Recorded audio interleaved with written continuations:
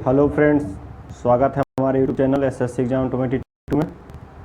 तो आज का टॉपिक है पादप कोशिका। पादप कोशिका आज इसके बारे में जानना है और इसके बाद आप लोगों को कुछ एग्ज़ाम पॉइंट सिखाएंगे जो कि एग्ज़ाम में पूछे जाते हैं। तो लवक किस में पाया जाता है? सबसे पहला क्वेश्चन इसमें, लवक किस में पाया जाता है? तो लवक पादप कोशिका में पाया जाता है। किस में पाया जाता है? पादप कोशिका में पाया जाता है। लवक पादप कोशिका में पाया जाता है। लवक कितने प्रकार के होते हैं? लवक 3 प्रकार के होते हैं। कितने प्रकार के होते हैं? 3 प्रकार के होते हैं। पहला हरित लवक, दूसरा अवर्णी लवक और तीसरा वर्णी लवक। तीसरा वर्णी लवक। इसमें सबसे महत्वपूर्ण जो लवक है वो हरित लवक है। सबसे महत्वपूर्ण लवक हरित लवक होता है। लवक कितने प्रकार के होते हैं? 3 प्रकार के। लवक किस में पाया जाता है? पादप कोशिका में पाया जाता है। तो सबसे महत्वपूर्ण लवक कौन सा? हरित लवक है। हरित लवक का रंग कैसा होता है? बोलने से ही पता चल रहा है। हरित लवक का रंग हरा होता है। हरित लवक का रंग हरा होता है। हरित लवक में कौन सा पदार्थ पाया जाता है? क्लोरोफिल। हरित लवक में क्लोरोफिल पाया जाता है। उसे पर्णहरित भी कहा जाता है। क्लोरोफिल को पर्णहरित भी कहा जाता है। हरित लवक सूर्य की प्रकाश की उपस्थिति में किस पदार्थ के कारण प्रकाश संश्लेषण की क्रिया पूर्ण करती है? हरित लवक सूर्य की प्रकाश की उपस्थिति में किस पदार्थ के कारण प्रकाश संश्लेषण की क्रिया करती है? यानी प्रकाश संश्लेषण के द्वारा खाना बनाती है और पूरे पेड़ में पहुंचाती है। उसका क्या काम, कौन पहुंचाता है? वो किसका काम है? क्लोरोफिल का काम है। प्रकाश संश्लेषण करने का क्रिया क्लोरोफिल करती है। पादप कोशिका की रसोई घर किसे कहा जाता है? हरित लवक को। जैसा कि हमने अभी बताया, तो पादप रसोई घर यानी खाना बनाता है सूर्य की प्रकाश से। तो पादप कोशिका की रसोई घर किसे? हरित लवक को कहा जाता है। हरित लवक में कितनी झिल्ली होती है? दोहरी झिल्ली होती है। इस तरह का, पहली झिल्ली और ये दोहरी झिल्ली। तो हरित लवक में हमेशा माइक्रोकोन्डिया में भी बताए थे कि दोहरी झिल्ली होती है और इसमें भी हरित लवक में भी दोहरी झिल्ली होती है। ये पहला, ये दूसरा, तो दूसरी झिल्ली होती है। समझ में आ रहा है? हरित लवक के भीतरी भाग को क्या कहा जाता है? तो पहली भाग, ये भीतरी भाग। तो ये भीतरी भाग, इसकी एस्ट्रोमा कहा जाता है। इसको क्या कहा जाता है? एस्ट्रोमा। इसको क्या कहा जाता है? एस्ट्रोमा। तो हरित लवक की भीतरी भाग को क्या कहा जाता है? एस्ट्रोमा। हरित लवक के अंदर कौन सा पदार्थ पाया जाता है? तो इसके अंदर जो पाया जाता है उसको क्या बोलते हैं? DNA+70S ribosome. क्या पाया जाता है? DNA+70S ribosome. DNA+70S राइबोसोम पाया जाता है हरित लवक के अंदर। हरित लवक के अंदर धागेनुमा संरचना क्या कहलाती है? अब देखिए,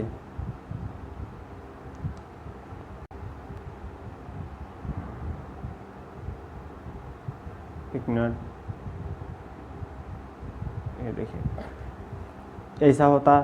तो इसके अंदर धागेनुमा इस ढंग का रहता, बना हुआ रहता। देखिए यहाँ बता देते हैं इस तरह का। तो इसके अंदर इस ढंग का बना हुआ रहता। तो इसको क्या बोलते हैं? एस्ट्रोमा लवली। धागेनुमा संरचना को एस्ट्रोमा लवली कहा जाता है। एस्ट्रोमा लवली कहा जाता है। और हरित लवक के भीतरी भाग को एस्ट्रोमा, और इसके हरित लवक में कौन सा पदार्थ? DNA+70S ribosome. और हरित लवक के धागेनुमा संरचना को एस्ट्रोमा लवली, ध्यान रखना है।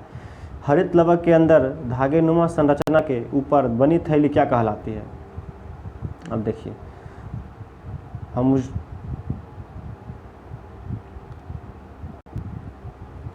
उसमें इस ढंग का बताया है धागेनुमा संरचना।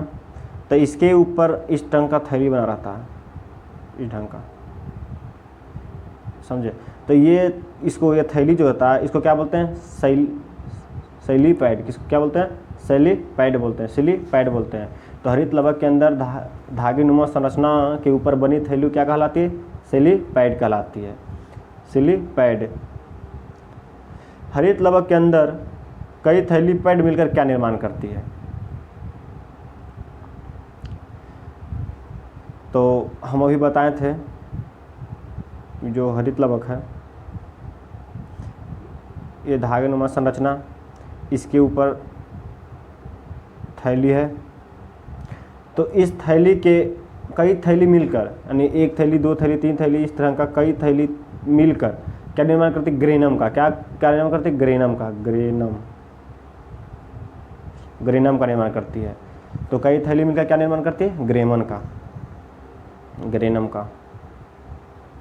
हरित लवक के अंदर पाए जाने वाले ग्रेनम के अंदर क्या पाए जाते हैं? यानी जो इस तरह का ग्रेमन था बना हुआ, तो इसके अंदर जो है ये वाला भाग, तो इसके अंदर क्लोरोफिल पाया जाता है। इसके अंदर क्या पाया जाता है? क्लोरोफिल पाया जाता है। सभी में क्लोरोफिल पाया जाता है। क्या पाया जाता है? क्लोरोफिल पाया जाता है। तो कई क्लोरोफिल मिलकर किसका निर्माण करता है? क्वांटोसोम का। यानी सारा ये क्लोरोफिल मिलकर क्या निर्माण करता है? क्वांटोसोम का। हरित लवक के अंदर क्या पाया जाता है? ग्रेनम। और हरित लवक के अंदर पाए जाने वाले ग्रेनम के अंदर क्लोरोफिल, और कई क्लोरोफिल मिलकर क्या निर्माण करता है? क्वांटोसोम का। तो वह लवक कौन सा है जो सूर्य के प्रकाश से वंचित रहता है? वो अवर्णी लवक है। इसमें सूर्य की प्रकाश नहीं पहुंच पाते, उसे क्या बोलते हैं? अवर्णी लवक। अवर्णी लवक का लवक प्राय किस रंग का होता है? और रंगीन होता है, इनका कोई कलर नहीं हो पाता है। तो अवर्णी लवक प्राय किस रंग का होता है? रंगहीन होता है। जिससे सूर्य का प्रकाश नहीं पहुंचता है, तो आप समझ सकते हैं कि सूर्य का प्रकाश कहाँ नहीं पहुंच सकता है? तो भूमि के अंदर, यानी जड़। तो अवर्णी लवक पादप कोशिका के किस भाग में पाई जाती है? तो जड़ एवं भूमिगत तना में। जैसा कि अभी मैंने बताया, जड़ एवं भूमिगत तना में। ये पेड़ है, ये जड़ है, देखिए पेड़ का। तो इसके अंदर, तो ये तो भूमि में रहता है, तो इसमें क्या धूप कभी पहुंच सकता है? कभी नहीं पहुंच सकता है। तो ये देखिए, तो अवर्णी लवक पादप कोशिका किस भाग में पाई जाती है? जड़ एवं तना में। भूमिगत तना, अगर कोई भी पेड़ का जिसका तना भूमि में टकराया हुआ और भूमि से ढका हुआ है, तो उसमें भी सूर्य का प्रकाश नहीं पहुंच पाता है, तो उसे भी अवर्णी लवक कहा जाता है। तो वर्णी लवक प्राय किस रंग का होता है? वर्णी लवक प्राय रंगीन होता है। से रंगीन होता है, उसमें लाल, पीला, नारंगी इत्यादि कलर, बहुत से कलर का होते हैं। जैसे मान लीजिए कि गुलाब के फूल है,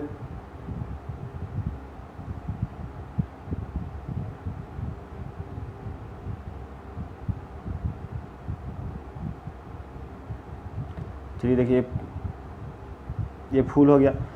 ये फूल आपको लाल भी हो सकता है, उजला भी हो सकता है, गुलाबी भी हो सकता है,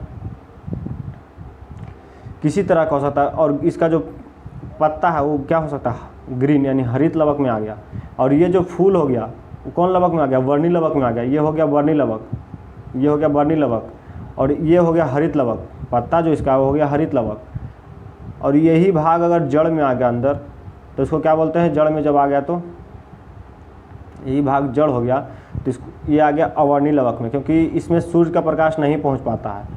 ये हो गया हरित लवक। और ये जो फूल हो गया वो क्या हो गया? वर्णी लवक में आ गया।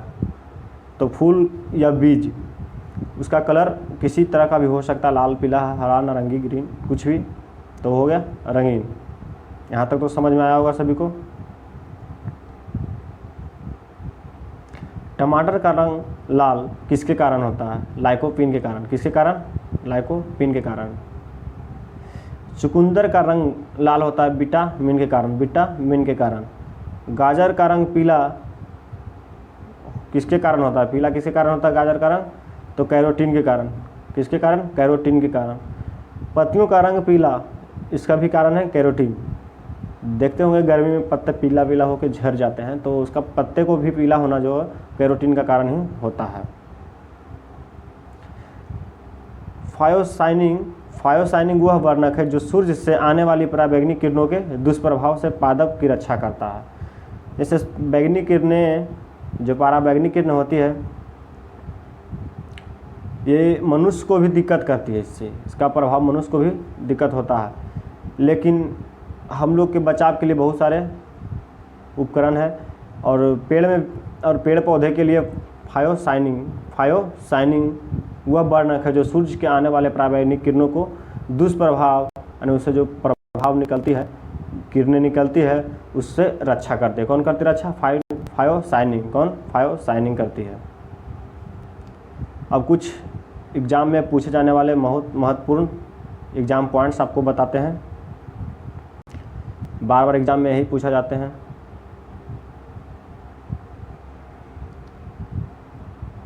तो पादप कोशिका में तीक्ष्णता एवं कठोरता प्रदान किसके द्वारा किया जाता है? ये क्वेश्चन इस बार मध्य निषेध, बिहार मध्य निषेध में पूछा गया था। पादप कोशिका में तीक्ष्णता एवं कठोरता प्रदान किसके द्वारा किया जाता है? कोशिका रस से भरी रितिकाएँ से। कोशिका रस से भरी रितिकाएँ कोशिका रस से भरी रितिकाएँ से। जीवित तरल उत्तक पौधे के बढ़ते भागों को सहारा देता है, उसे क्या कहते हैं? पैरेनकाइमा। यानी जीवित तरल पौधों में उसको बढ़ने में सहारा देता है, पौधों को बढ़ने में सहारा देता है, उसे क्या कहते हैं? पैरेनकाइमा कहते हैं। पैरेनकाइमा। किन्हीं की कोई प्रकार का दिक्कत हो तो कमेंट्स करके हमें ज़रूर बताइएगा, और अच्छा लगे तो हमारे चैनल को सब्सक्राइब ज़रूर कीजिएगा और शेयर ज़रूर कीजिए। सबसे लंबी कोशिका का नाम क्या है? तो सबसे लंबी कोशिका का नाम है तंत्रिका तंत्र या तंत्रिका कोशिका। सबसे लंबी जो कोशिका होता है उसको क्या कहते हैं? तंत्रिका कोशिका। कहीं कहीं तंत्रिका तंत्र भी। ये भी क्वेश्चन, ये 3-4 क्वेश्चन इसमें है ना, जो इस बार बिहार मध्य निषेध में पूछा गया था। बिहार मध्य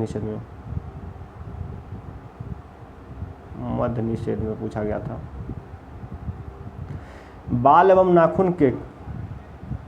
नाखून के कोशिका कौन सा अम्ल पाया जाता है? नाखून में, बाल एवं नाखून में के कोशिका में, हाँ कोशिका में। तो देखिए, हम सब पहला क्लास में बताएंगे कि हमारा ये बाल जो है ये भी निर्जीव है और एक कोशिका है। निर्जीव तो है, लेकिन निर्जीव कब है? जब हमारे जो ये चमड़ा, स्किन देख रहे हैं, स्किन से ऊपर होने के वक्त ये निर्जीव हो गया। हमारे जो नाखून है, नाखून जब तक कि हमारे स्किन यानी चमड़े में सटा हुआ है, जब तक ये सजीव है, और क्योंकि उसमें अगर देखिए अगर काटता है तो दर्द होता है, लेकिन अगर जैसा ही ये हमारे जो चमड़ा से बाहर आती है तो ये सूख जाती है, और फिर इसके बाद काटने में हमें दर्द महसूस नहीं होता है। तो किसके कारण होता है? इसमें कौन सा अम्ल पाया जाता है? तो बाल एवं नाखून के कोशिका में कौन सा अम्ल पाया जाता है? Alpha carotene. ये भी एक तरह का कोशिका ही है। तो बाल एवं नाखून के कोशिका में कौन सा अम्ल पाया जाता है? Alpha carotene. मांसपेशियों में थकान किस अम्ल के कारण होता है? लैक्टिक अम्ल का। जैसे किसी तरह काम करने के बाद थकान महसूस होता है, यानी जो लैक्टिक अम्ल होता है जो हमारे शरीर में जम जाता है, तो मांसपेशियों में थकान लैक्टिक अम्ल के कारण होता है। लैक्टिक अम्ल को जम जाने के कारण होता है। एकदम ध्यान रहे, सभी महत्वपूर्ण एकदम एग्जाम टॉपिक है। कोशिका में जल की मात्रा 70 से 90% होती है। हमारे शरीर में जो जल की मात्रा होती है कितना होती है? 70 से 90%। लेकिन एग्जाम में ऐसा पूछता नहीं है कि 70 से 90 या 70 से 80 से। एग्जाम में अगर ज़्यादातर 80% पूछेगी। कितना? 80%। अगर आपको 80 रहेगा और 90 रहेगा, दोनों ये कभी रह नहीं सकता है। या तो सिर्फ 80 रहेगी, अगर 80 रहे तो 80 रहेगा, और 90 रहेगा तो फिर 80 नहीं रहेगा। या तो 70 रहेगा, मतलब 70 से ऊपर ही इसमें, यानी अगर मेन रूप से एग्जाम टॉपिक जो 80% ही रहेगा आंसर। इसका आंसर 80% ही है। तो कोशिका में जल की मात्रा 80% एग्जाम में पूछा जाता है, और ऐसे 70 से 90% के बीच होता है। कोशिका में प्रोटीन की मात्रा 10 से 15% होती है। कितने? 10 से 15%। और कोशिका में कार्बोहाइड्रेट 3%। कितना? कार्बोहाइड्रेट 3%। कोशिका न्यूक्लिक अम्ल की मात्रा 5 से 7% होती है। कितना? 5 से 7%। न्यूक्लिक की मात्रा 5 से 7%। कोशिका में लिपिड की मात्रा 2%। कितना? 2%। और कोशिका में आयन 1%। कितना? 1%। आयन कितना? 1%। लिपिड 2%। Ion 1%, lipid 2%। न्यूक्लिक 5 से 7%। कोशिका में कार्बोहाइड्रेट 3%। और प्रोटीन 10 से 15, और जल 70 से 90। दिमाग में अट गया होगा एक बार में। तारकाय केवल जंतु कोशिका में पाई जाती है। ये जो सिर्फ स्टार देके दिया हुआ है, तारकाय जो है सिर्फ किस में पाई जाती है? जंतु कोशिका में पाई जाती है। किसमें? जंतु कोशिका में पाई जाती है। तारकाय जो है जंतु कोशिका में पाई जाती है। तारकाय का नामकरण किसने किया था? तो तारकाय का नामकरण टी बोवेरी ने किया था। टी बोवेरी ने किया था। ध्यान रहे, टी बोवेरी। तारकाय का नामकरण टी बोवेरी ने किया था। तारकाय का आकार कैसा होता है? बेलनाकार होता है। बेलना आप लोग देखे होंगे, जिससे आप लोग रोटी बनाते हैं, इस तरह का रहता है बेलना। तो तारकाय का आकार कैसा होता है? बेलनाकार होता है। तारकाय का आकार बेलनाकार होता है। तारकाय के दोनों और दो के कण जैसी होती है। तारकाय दोनों और दो के कण जैसी होती है, उसे क्या कहते हैं? सेंट्रियोल कहते हैं। क्या? सेंट्रियोल कहते हैं। तारकाय के दोनों और दो कण जैसी होती है, जिससे कहने मतलब जब इस तरह का बेलनाकार होती है तो इसका दोनों कण इस तरह का बनती है ना, तो इसी को क्या बोलते हैं? दोनों और दो कण जैसी है। मान लिया फर्स्ट है और सेकेंड है, तो दोनों और दो कण जैसी है, तो इसे क्या बोलते हैं? सेंट्रियोल कहते हैं। सेंट्रियोल। कोशिका के अंदर अणुओं के आयात प्रबंध किसे माना जाता है? तो कोशिका के अंदर अणुओं के आयात प्रबंधक किसे माना जाता है? गोजी काय को।